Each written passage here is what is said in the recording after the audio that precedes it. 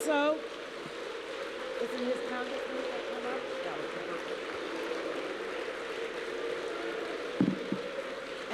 No.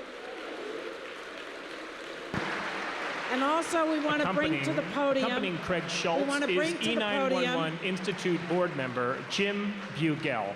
We also want to welcome to the podium Craig's congressman, the Honorable Bob Etheridge of North Carolina. So here you are, Craig. There you are. Okay. Anna, thank you. Before I make the presentation to Craig, have a seat, then you'll get back up in just a minute. I want to have just a word because the two people I want to thank. One is Jason Barber, who's been a president of this organization, but Jason's mother taught me in elementary school, and I think I ought to give her a shout out tonight, along with Jason. Let me take this opportunity to thank all of you. You have grown because out of tragedy came a recognition. 9/11 in this country taught us who the heroes in America really were. Our hometown heroes are our rescue squads, our firemen, our first responders, but they couldn't get there if it weren't for you. And you couldn't get them there if it weren't for people like Craig Schultz. Because if the equipment doesn't work, you don't get the job done. Craig, congratulations.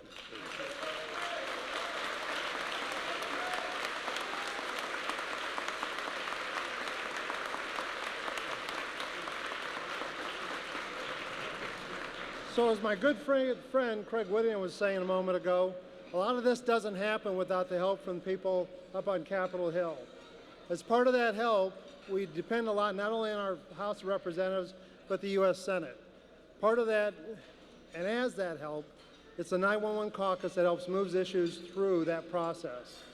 So without any further delay, I would like to recognize Senator Klobuchar as one of our award recipients for this year from the 911 Institute.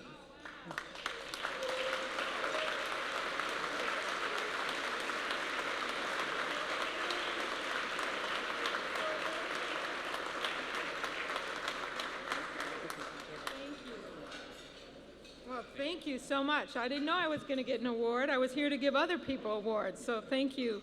And thank you for joining us this evening. Welcome to Washington. As those of you who are from out of town know, we've had to struggle with some snowstorms, and maybe Minnesota could have dealt with it a little easier. I'll put it that way. My daughter, we rent a house in Virginia, and she goes to the schools there, and she's now used 9 snow days. And I said to her, you know, this is going to bite into your first week of summer vacation. She says, no, it's not, Mom. I talked to my friends. She's 14. It's all taken care of. I go, what do you mean? She says, well, this is what's going to happen. You and Congress are going to declare it a national disaster, and then we won't have to make up the school days. I'm like, no, that's not happening. So I would like to thank, first of all, the Institute's Executive Director, Greg Rohde, for the invitation to be here and for his work on behalf of the 911 community. As the Senate co-chair of the 911 caucus, I think that it's very important that we recognize the exceptional and often unrecognized service that 911 call centers and workers perform every day. Some of you don't know this, but before I came to the Senate, I was the chief prosecutor for Hennepin County, which is the biggest county in Minnesota, and I saw firsthand the critical contributions that you make each day. And I also saw it as a senator, and that's when our bridge collapsed, which is, by the way, 6 blocks from my house, in the middle of a summer day, an 8-lane highway right down in the middle of the Mississippi River. And I said that day, a bridge in the middle of America just shouldn't fall down. But when it does fall down, you know the first people that were making a difference, and that was our 911 communications team. They received and processed over 500 calls, including 51 from the scene. And we honored them. We honored them on another day, but I will tell you that despite that tragedy, when you think of those cars, dozens and dozens of cars in the water, 86 people injured, 13 people killed. And while it's a tragedy, you think of all the people that would have died if it wasn't for the work of our emergency workers.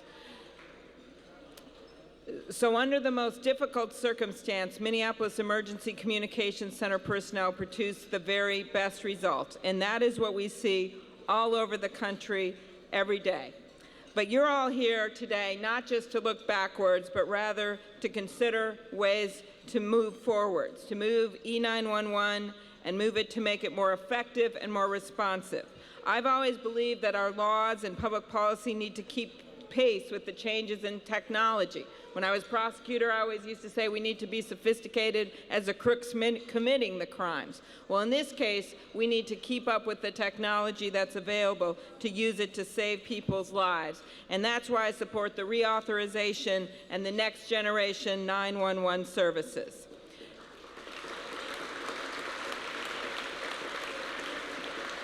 Today, as you know, most cell phones contain text, photo, and video capabilities that were once only available on the most expensive cell phones. And so when we think about ways to improve E9-1 capabilities, we should think about how to incorporate these new technologies into the E9-1-1 services. Just think about how much more effective our first responders could be if they could have short video footage of the scene of an accident or crime in advance of their arrival. The E9-1-1 legislation that we just introduced partners in the House and Senate. I was so warmed by the Congresswoman's remarks because one of my congressmen in Minnesota always says, all they ever do in the Senate is confirm judges and ratify treaties. I'm like, well, we haven't really even ratified that many treaties. But the Congresswoman was very generous as we work together to get this legislation passed. There are challenges, but there are also opportunities, and I look so forward to working with all of you. This is a bipartisan issue, as you've seen tonight. There's no Democratic emergencies or Republican emergencies. We are working on all of this together. Thank you so much for your support, and thank you for this award. Now, it is my honor to honor our next honoree with the 911 Advocacy Award. And I hope you all listen to this. This is very important and very sad story. Denise Amber Lee was murdered in January of 2008, survived by her husband, Nathan Lee, and their 2 sons. Turning tragedy into a positive force for change, Nathan Lee, her husband, started a foundation in honor of his late wife as a citizen-driven initiative to promote better training, standardized protocols, and technological advances to 911.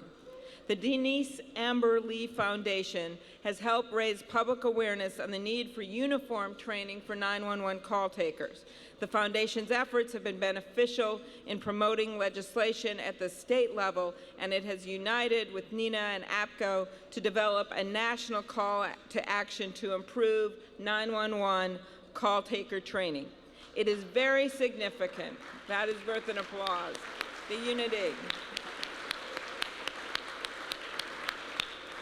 It is very significant that tonight the work of the Denise Amber Lee Foundation is being honored by 5 national public safety organizations and the Congressional E9-1-1 Caucus.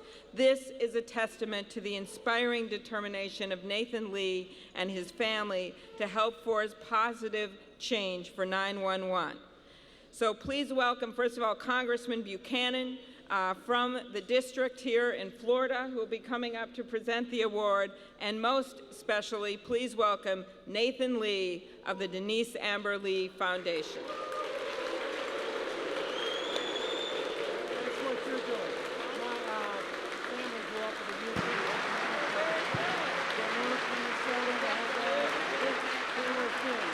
Accompanying Nathan Lee is E9-1-1 Institute board member Brian Faunce.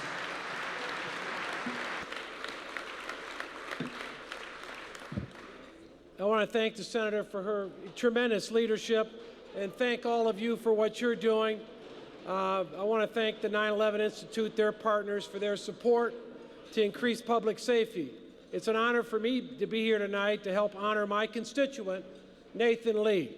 The abduction and the murder of Nathan's wife, Denise Lee, was a horrific crime. The fact that it may have been prevented, and he's convinced of it, and so am I. with better training, equipment, uniform practices, makes it all more tragic. Since then, Nathan has created Denise Amber Lee Foundation and lobbied Florida government to raise standards for the state, 235 emergency call centers, and I want to do everything I can personally to help him and also work on the national front with the senator.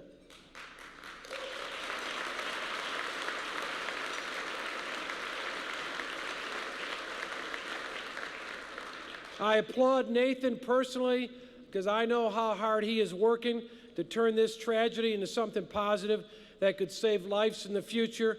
Help me congratulate on receiving this very, very prestigious award, Nathan. Let's give him a round of applause.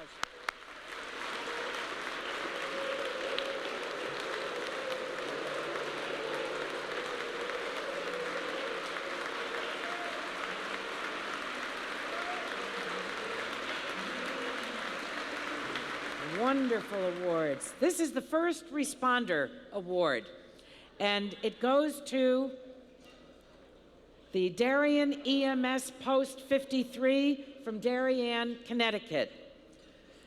This is so interesting what they have done. It's really outstanding. Post 53 is an ambulance service staffed mostly by teenagers in Darien, Connecticut. It has served its community for 40 years, providing high school students with an opportunity to serve their community and begin a career in emergency response. The high school volunteers support 3 fully equipped, state-of-the-art ambulances 24/7, 365 days a year. I don't think anyone can say that they're disappointed in the young people of our country. This is extraordinary what they're doing and have done for so long. Post 53 crews are supported by the Stanford Emergency Medical Services paramedics for advanced life support. The program, funded entirely by their own efforts in their community, not from any local, state, or federal government funds.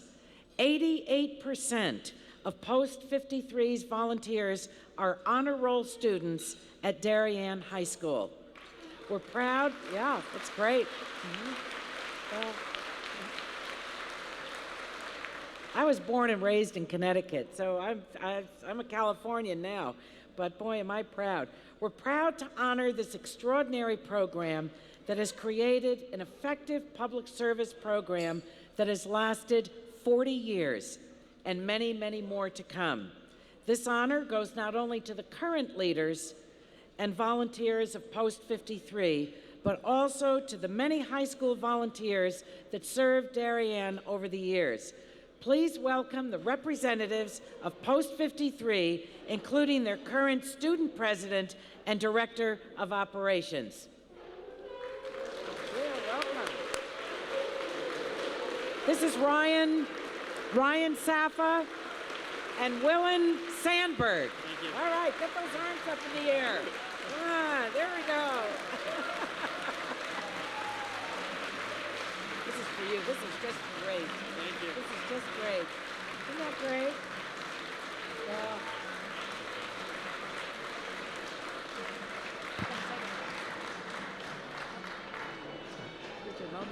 Accompanying Margot Benton, Gail Close, Ryan Saffa, and Willem Sandberg from Post 53 is E9-1-1 Institute Board member Jeff Van Ness. Great work.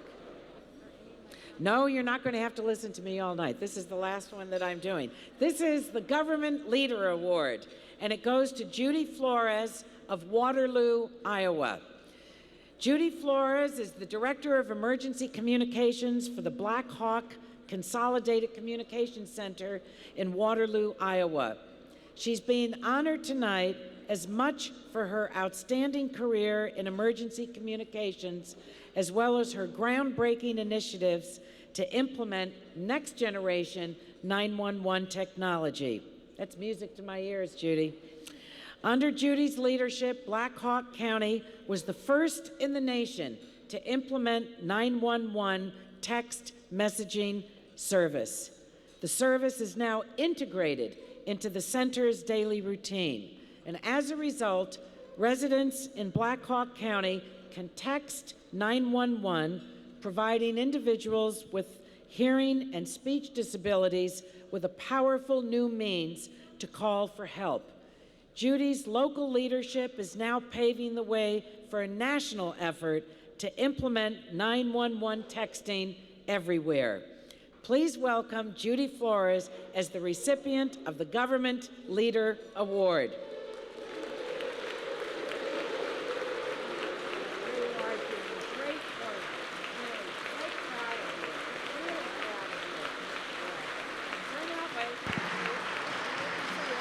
Accompanying Judy Flores is E9-1-1 Institute board member Mary Boyd.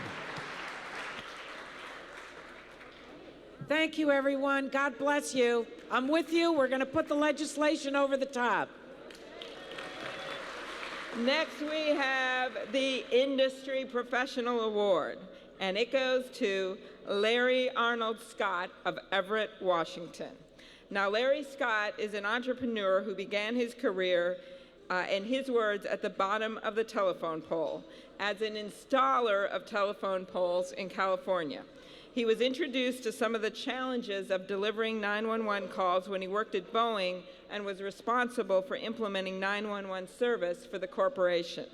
Larry founded his own company in 1995 named 911 ETC to help address the challenges of implementing accurate location information on multi-line telephone systems.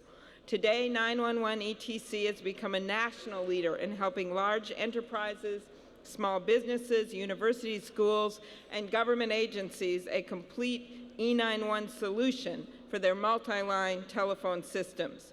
Larry Scott's story is one of a man driven by a commitment to improve 911, guided by an entrepreneurial spirit and becoming a national force to address an important E911 need for multi-line phone systems. When Larry started his business, he was ahead of his time and saw how to address a glaring deficiency for multi-line systems. Now, most states have enacted MLTS legislation, and 911 reauthorization legislation that we recently introduced is trying to address the issue at a national level. This just goes to show you that someone at the bottom of the telephone pole can climb up to the top and make a big difference. Please join me in congratulating Larry Scott with the Industry Professional Award.